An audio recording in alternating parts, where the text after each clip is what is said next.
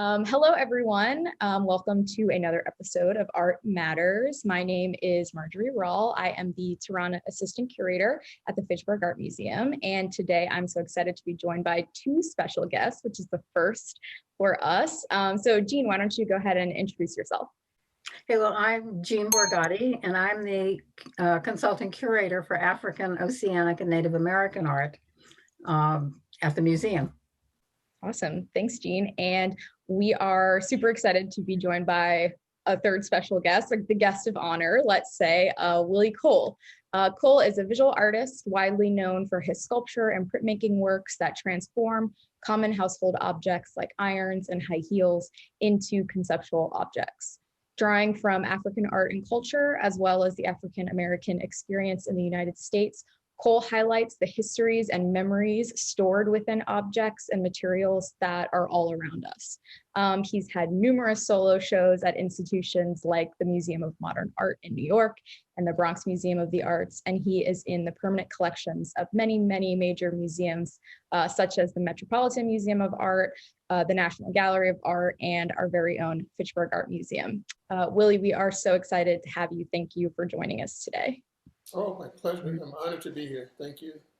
Awesome. So to get started, just in case anyone is maybe not familiar with your work or, just to give a broad overview, I wanted to ask you about sort of your practice as a whole. And in particular, I'm really interested in the way you sometimes describe yourself as a perceptual engineer or a transformer. So I wanted to ask you about why you use those terms and maybe why they somehow better describe you than artists or visual artists. Right. Well, the term artist is like the term genius. Everybody is that nowadays. Right. Self-proclaimed, proclaimed by fans or followers. But to me, those words don't have as much meaning as they did in the 14th century. Perceptual engineer, to me, is a very logical term because artists create new ways of seeing. In the advertising industry, the term perception engineering is common. That's where I got it from. So, perception is one of the higher faculties and abilities of humans, and I'm engineering perception. Right. I am controlling the way you see things beyond your own ability to create or define. For example, if you look at my pieces made from shoes, you may see shoes for a couple of seconds, but once you see what I want you to see, your mind will let you see what you logically know is there. Mm-hmm. So I like that. It's like almost like magicianship to me. I enjoy doing that. Yeah, I love that too. And I wanted to also ask you about this common symbol that you often use, the iron. It's prominently featured throughout your work in sort of every medium. And I wanted to see if you could maybe talk about how you came to this symbol and why you've sort of explored it so thoroughly in your work. Well, it's a very long story, but I'll try to give you the greater picture on it. Sure. I found a steam iron. I should say I saw a steam iron on the street back in like maybe 1988. At that time, I was very involved in viewing African art. I had a good friend was an art dealer of African art. And I would go to his studio. We lived in the same neighborhood in lofts. And I would have an intimate experience with these pieces. Like if I go to a museum, I can't take that mask off the wall and put it on my face. Right. But this is my friend. He let me do all those things. So it was so in my mind and my spirit that when I saw the iron on the street, it caught my eye, and I saw it as an African mask. It reminded me of the Dan mask from Liberia. And so that's where it started. And that was me adding I guess that's how we experience things. We add our education to things. So I knew Dan, I knew Liberia, I saw the mask. It was a Mercedes-Benz headlight that had been run over, and I made that connection with it based on the shape. Once I got into my studio and began to photograph it, and back in those days with Polaroids, it began to talk to me more about my own more intimate personal experience with it. And I recall things like my great grandmother was a domestic worker. And I recall that once my parents divorced, when I was in the sixth grade, I took over the job as being the man or the guy who receives a honeydew list. And the honeydew list always involved fixing a steam iron, fixing the lamp. So I had like a whole box of irons that I'd carried with me all these years with the intent of fixing them for my mom and my grandmother and great grandmother. I never actually fixed them. I just took them apart. So all those things added into other things that I was studying at the time. And I was studying Joseph Campbell's comparative religious writings and all those things. So I started seeing connections based on perception, based on shapes. I recognized that the iron looked like a mask. I recognized that the iron board looked like a slave ship. Mm. I recognized that great grandmother as a domestic worker, whose mother was probably a slave. So it all just came together like that. It was like magic. Literally, I know that might be a cliche, but it was literally like a magical experience. Right. And I was living in a loft that used to be a sweatshop. And I had been there for maybe 6 years by the time I found the iron on the street. In that 6th year, I started finding scorches on the floor in my studio. They were there all the time, but I never noticed them. Just a big, dirty factory, that was now an artist studio. So all those things just took me to allow myself to have a mystical experience with the steam iron. That's great. I also find it really interesting that, sort of as a visual artist, you're not only using these things around you that you're perceiving as symbols or sort of reproducing them, but you often use them as your kind of artistic tool as well. Like I really like your works with the iron, where you use the iron to make your marks. And I wonder if you could talk a little bit about that and sort of using non-traditional materials to make the work. Right. Well, it's just about full discovery. That part of the journey was that I was making what I consider to be sculptures in what do you call it? They were in kind of iconic poses that you find in tribal art. So I do women squatting. I would do seated males. I would do a child on the back, woman holding her breasts. And I saw these as all power poses that I've seen in tribal arts before. But I asked myself, what is the evidence of the power beyond that statue's form? And I said, well, in the steam iron, the evidence of power is the scorch. Right. So I said, so if I got this iron and I'm putting out that this is a vessel of spiritual power, then I need to show the scorch as the evidence. And that started a whole series in '89 called Presence and Evidence, where I would make the sculpture and have a tapestry behind it that was all made from the scorches. And so it's that, but it's just in a more simpler statement, it's just full exploration of whatever you're working with. Right. My evidence of being a human is not just my eating. It's my whole experience. Right. Yeah. It's the ring around the bathtub.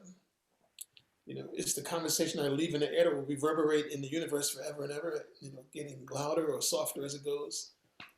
So just fully exploring something means using it in more than one way. When you use thing in one way, that means you think you know what it is. And when you think you know what it is, you close off the door for growth and understanding of it. So keeping those doors open. Absolutely. Jean, do you want to go next? Ask Willie about his work in our collection. So Willie, you're represented by 2 pieces in our collection. Work Animal, which you made in 2014. Can you tell us something about how you came to make this sculpture? Yes. Well, I'll start with the concept. And the concept came about when I was in high school. I was in high school in the 60s in the town of Newark, New Jersey. In those years, they had their first black mayor, and they had Amiri Baraka was like the cultural icon in the city. So every African-American person went from being Negro to being black. And all the school systems suddenly started teaching us about Africa and African art. prior to that, we were all in the Renaissance. And I went to high school for art, so it was very serious courses. So our teacher asked us to choose an African art object to make. And I chose an antelope headdress and carved it out of styrofoam. And all the years after that, I started seeing it in bicycles. I knew it was in there. I just did not quite know how we put together. So sometime in the years, maybe 2012, I had my assistant buy several old bicycles and take them apart, and I just spent time playing with them. And I discovered the Chawari. And it was fueled further by being told that the word Chawari meant work animal. And I said, well, that's what the bicycle is in our culture. It's a work animal. So it just all made sense. Funny thing is, I had a fellowship at Stanford University in 2006, and it was a no-car campus. And as soon as I stepped on campus and saw those bikes, I felt like I was on a safari. I said, wow, look at these antelopes around here. So it just, perception, again, it just got me like that.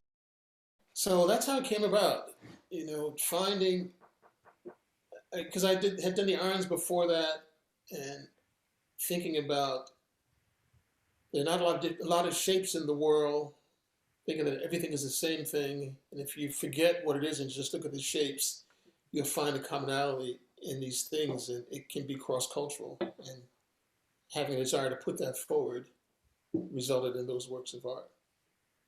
Of course, work animal for us was a commission. Yes. And one of the things that I found so interesting about it was the fact we were able to show you all of the carved wooden antelope headdresses that are in our collection, and then you use them to some extent as an inspiration. Yes. And I just remember that you recommended work animal as the one out of the group that you had made as the best one for us. And I asked you if I could see all of them because I wanted to see them all. But I agreed with you. It was the best one. And it took me a while to figure out why visually. But I did eventually. I know what you mean. Like the first year that I made those pieces, my wife at that time got me a catalog from a show at the Met with like Chawari after Chawari on the pages. And it was just a beautiful experience. Art production can be laborious or laborious, depending on what state you're in. But there's something that happens when memory, perception, and imagination and will come together. It makes it a magical experience. And that's what that was for me. Yesterday, I just threw away about 12 bicycles because I'm cleaning up my studio and I want to start brand new. So right now, I think I'm through with the bicycles. Well, I'm grateful that you weren't through with them when we needed our antelope. It was a very popular composition for me as an artist. The first year I did them, my dealer showed them in Miami Basel, and she sold out in the first day. She was very excited about that. So now, but I'm in a new place now, and right now it's a dark room, or maybe it's a room that's so well lit that I can't see what's in front of me. But I'm in a new space now. I don't know what I'm doing next. That's me up to date. The other piece that we have is your print called American Domestic. Oh, yes. American Domestic. I wonder if you could talk a little bit about the ideas that underlie this, describe it perhaps, but we will be showing a picture of it, and how you came to make this. Okay. Well, a lot of things come together to make any idea seem feasible for me. Like I said, the first iron was a Dan mask. So I used Dan mask in that piece for that reason. and was Okay. obviously Irish to me. And I know the history of that composition that Gordon Parks did a photo based on it, and a lot of other artists have done things based on it. So I thought it was a good line to be in. And I thought about Thomas Hart Benton's paintings. For years, I didn't know he did any paintings that involved Black people, but he did paintings about that. I guess it was the end of the agrarian age, where people were farming and cities were just developing. So I made the connection between that and this painting, made a connection between the stories in those two pieces, and just decided to bring the African American aesthetic to it. That's what I came about. So it was first done as a digital collage, but once I showed the collage to one of my closest print studios, which is Lafayette College in Pennsylvania, I live about an hour from there. They said, we can do this as a combination of litho and digital. So I said, great, let's do it. And Jean, I actually wanted to ask you how, you mentioned we commissioned Work Animal.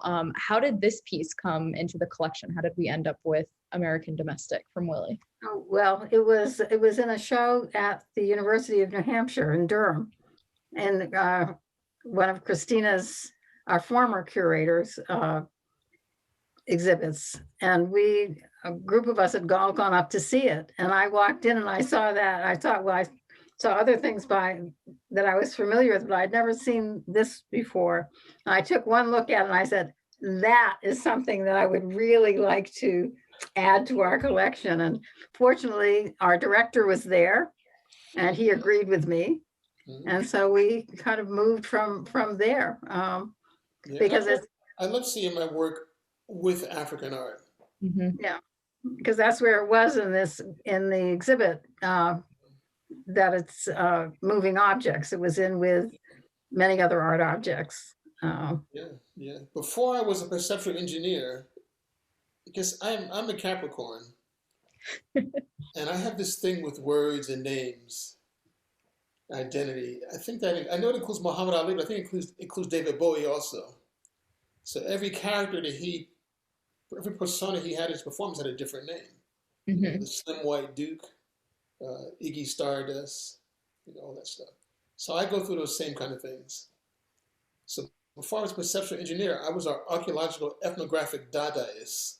Love it. So those pieces kind of say all of that. I find these things,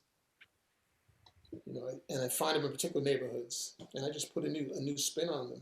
I think of my work as collapsing time also, so it's going to look modern and primitive at the same time. Mm-hmm. And also, my goal is not to just make an object, but to get this close to serious creation. So if someone with the power came by and breathed on it, it would suddenly be alive. I want to get that close to making life. Yeah, So you kind of feel that the masks sort of feel like they're kind of coming forward or sort of vibrating. They kind of retain their 3D look in the way that it's photographed, and the painting feels really flat. So it's definitely got this spooky kind of movement to it. Yes, You feel and that. I looked at some African art to try to understand how the magic is contained or presented in African compositions, in sculpture. Hmm. And there's some things that are very compressed. And even in Western ideas about physics, compression creates intense energy. So packing a bunch of shoes together real tight kind of starts to make the whole thing come alive. Right. And a scorch, everybody knows steam irons, but the scorch sometimes brings a smell, which is another level of reality. Mm-hmm. And then it triggers memories of being burnt or being around things that burn. So all those things, your memory triggered by my engineering makes your perception, an experience that I hopefully you'll never forget. Yeah, that's interesting you bring that up too, because you kind of mentioned, perceptual engineering and human perception is something you're constantly thinking about. And it's a great point that there's more than visual perception. So the kind of smell that the scorched marks, or even just the representation of an iron, can bring to mind, and even looking at your high heel works, or the work animal work that Jean was just referencing, the kind of sharpness to it also has that kind of tactile perception, like you sort of like feel it in your body as well. So that's a really interesting point, that this isn't just another point to maybe not being a visual artist, because you're really working with so much more. And so many things, it's not like a formula on how to do, but just having the awareness that it exists and that it's possible makes it flow through you.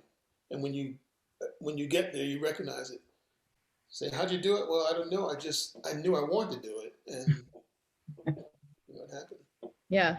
That's interesting too, because in watching some other interviews with you, you mentioned that you love jazz music. And so I wonder if you could talk about how you sort of connect jazz improvisation maybe to your own practice.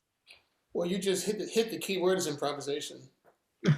My major in art school was graphic design and illustration.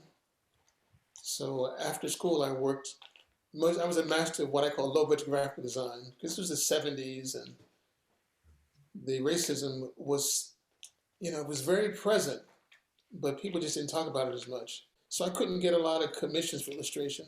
They would say that your people look too ethnic, or things like that, And I got off the track a little bit there. That's all right.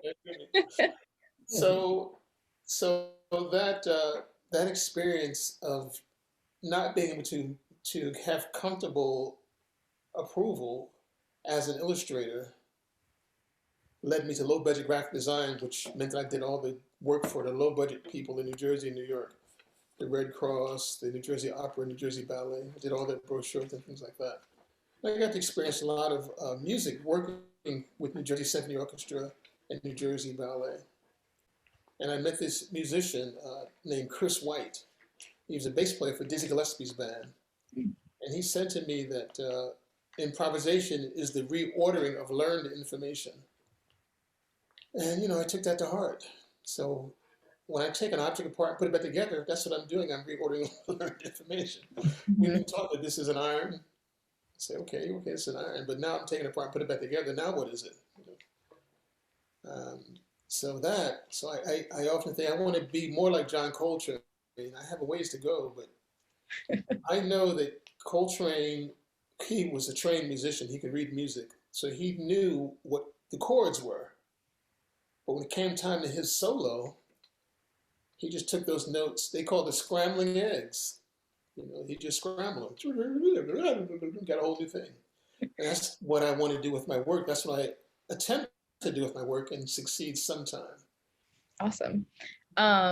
So my last sort of topic or question really is, interestingly, maybe going back to those graphic design roots you were just speaking about, because your most recent project, Black Art Matters, is kind of going back into the graphic design realm. So I wanted to ask you to sort of tell us about the project, how it got started, and why you think it's important to make statements like this, Black Art Matters, right now. Well, it got started because I'm open to inspiration. So when all this Black Life Matters stuff is all over the television and throughout neighborhoods, as a graphic designer, I just saw that as a graphic design opportunity. And during this pandemic, and museums and galleries are closed down and universities were closed, and those three things were that's my three-legged stool of income. University lectures, visiting artists, museum, gallery sales, and public commissions. None of that was happening. I said, so as a graphic designer, what could I do to keep my life going? And this is what I came up with. And what it represents is like celebration, education, and acknowledgement. Because in terms of education, everybody needs to know that all life and all art is important. But the word all is not an all-inclusive word most of the time. Right. So I had to pull this out of the stack and announce it. as a celebration from my point of view, as an artist who's in the marketplace. Mhm. In my own experience, of course, up until 1981, maybe 1980, the presence of artists of color in the New York art scene was very limited. You know, it was so limited that it has led me to say that Jesus Christ died for our sins, Bob Marley died for our hair, and Jean-Michel Basquiat died for our careers. Mm. Because after Basquiat died, every gallery in Soho got one black artist. Wow.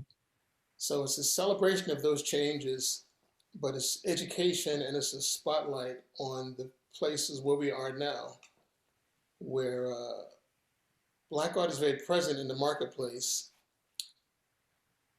You know, it's the whole art game. I'm actually at a very challenging point in my perception of the art world, so I'm trying to avoid saying anything too bad.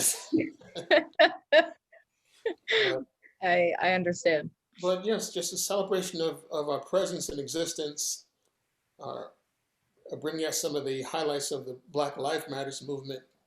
I think among the idea of Black life in America, the part that matters most to most people is the artistic contributions and the athletic contributions. You know, even though Black politics, Black science, Black medicine is all very important, but nobody will deny that the contribution to the arts by people of color, especially in this country. You mentioned jazz. You know, sometimes I say, well, Picasso was the first great, Black artist because his work was so rooted in African aesthetic. You know? Mm-hmm. So it's about all of those things. Yeah. It gives me a chance to celebrate my friends too. Every time someone buys one, I post it on social media with their name. Like I would say, Gene matters. Oh, nice. So that's really supported a lot of other artists and got them a lot of connections and attention because they're now on my Instagram page. So it's a way for me to also spread the potential, the possibilities, and the opportunities to other artists. Awesome. And yeah, talk to me about the design. Do you envision, you just talked about sort of filling in different names, but do you envision changing them or? Yes. Well, what's happening is this will remain on the front, the text, but on the back, I don't know if I can even do it, but on the back there's a scorch to represent my work. Okay. But it's a curated project. So after a year, I'm going to switch and have another artist's symbol on the back. Oh, great. That's awesome. And you have more than sweatshirts, you have other objects? Well, I have a full line. Awesome. You know, I just happened to get into the right vibration where after 2 weeks of selling these on Facebook and Instagram, I got a call from a company that distributes to museums all over the country. They do museum and movie merchandising products. Mm-hmm. And I licensed it to them. Oh, great.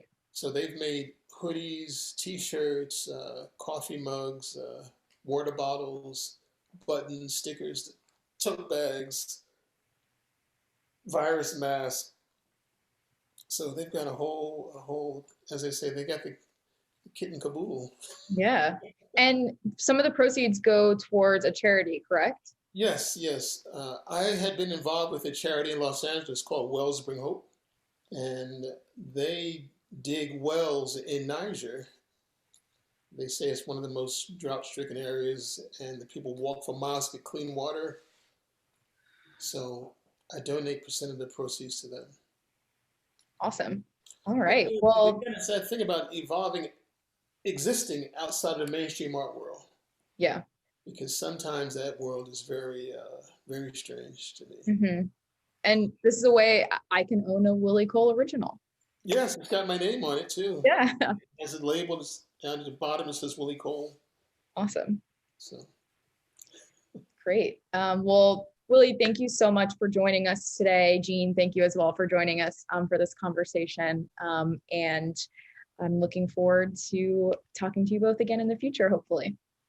Well, thank you very much. All right.